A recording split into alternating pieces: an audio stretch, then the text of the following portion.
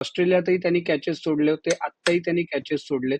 आणि आता या टीम मधला यशस्वी जयस्वाल हा एक बऱ्यापैकी नंबर ऑफ टेस्ट मॅच खेळलेला प्लेअर आहे. तर त्याच्याकडून जर का असं होत असेल तर मग परदेशामध्ये अशा cut to cut test matches जिंकणं अवघड होऊन जाईल.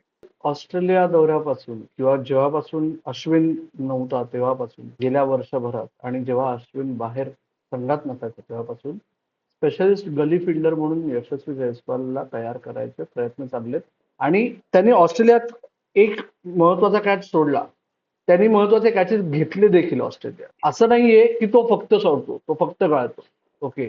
दुसरी गोष्ट, रोको नसल्यानंतर महत्वाची गोष्ट काय आहे की ती स्लिप कॉर्डन रिअरेंज करणं, त्याच्यात वेळ जाणार आहे. आणि स्लिप कॅचिंग हे तुम्ही 100 ड्रिल्स केलेत ना तरी तेव्हा तुम्हाला माहिती असतं की या 3 मधला एक कॅच नक्की माझ्याकडे येणार आहे. त्यामुळे रोज 100 कॅचेस घेतले तरी सामन्यात कॅच पकडणं हे खूप वेगळं स्किल असतं.